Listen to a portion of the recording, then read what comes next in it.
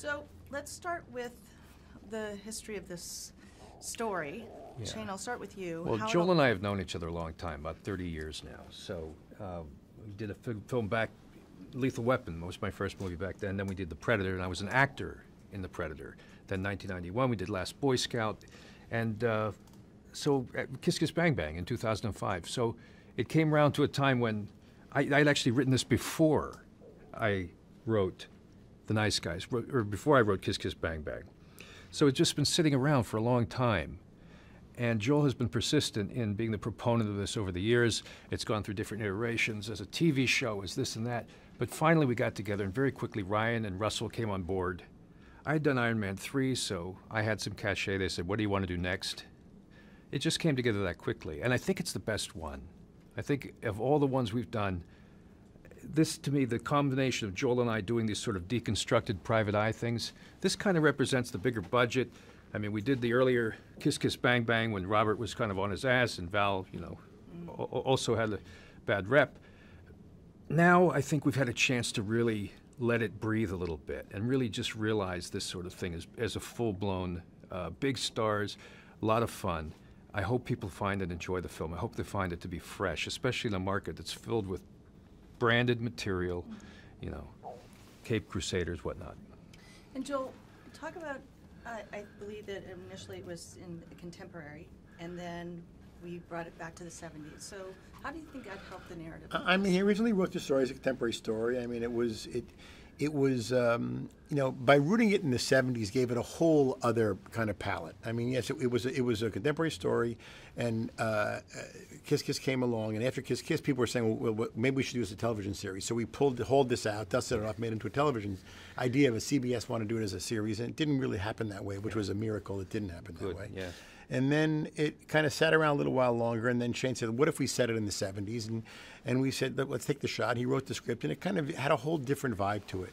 And, you know, after he made Iron Man, he was bankable.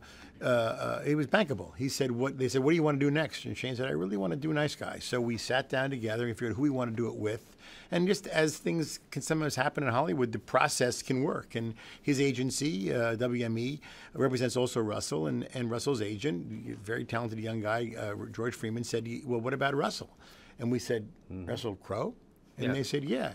What about Russell? I said, well, does he want to do a movie that's funny like this? Oh, he'd love to do that. And then, you know, right after that, we spoke to Ryan's manager, a young lady named Eileen Feldman, and I said, is Ryan available? He's available. What do you have? I said, why don't you read the script? So that by the time he flew to Australia to see Russell, by the time he got to him, we'd already known that Ryan was interested. So it all kind of, in a matter of 2 or 3 days, we had this movie. After sitting on its ass for 13 years, it was sort of, I'll do it if he does it, and then boom, 72 hours, the movie happens. So great stuff. That's amazing. And those two have such great timing and chemistry together, which you would have never have thought, you know? So did you know that going right in, or were you just taking... We suspected.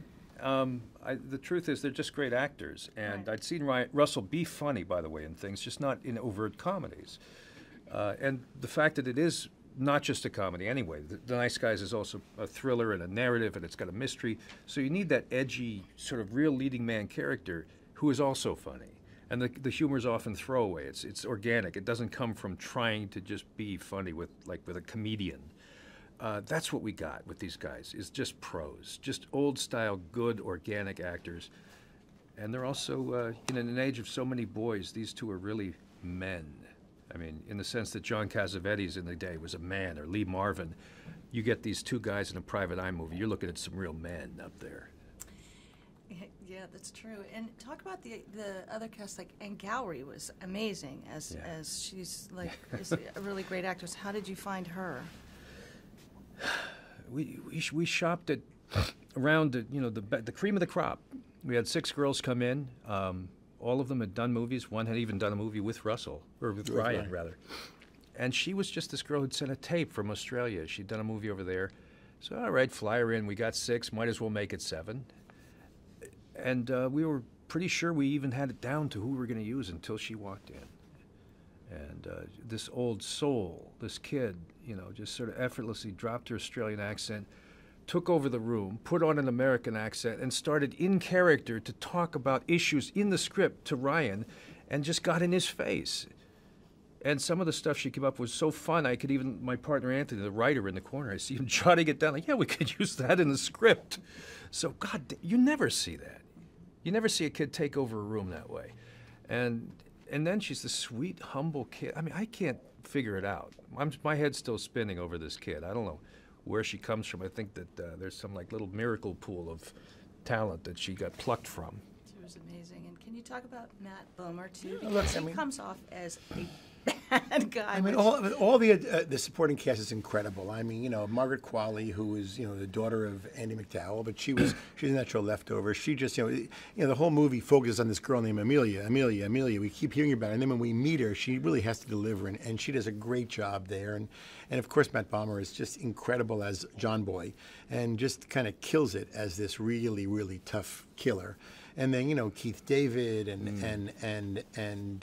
Bo Knapp. I mean, we have a wonderful, you know, Yaya DaCosta. Wonderful people are in the picture. It really gives it an incredible palette. And everybody, you know, went with the 70s aesthetic, the 70s idea. They all kind of did their own research to feel how to act and how to dress and how to look. And I think it just all came together. It just came together it was a very successful stew, as Shane says. It all kind of worked, and it really delivered what we wanted it to deliver. Mm-hmm.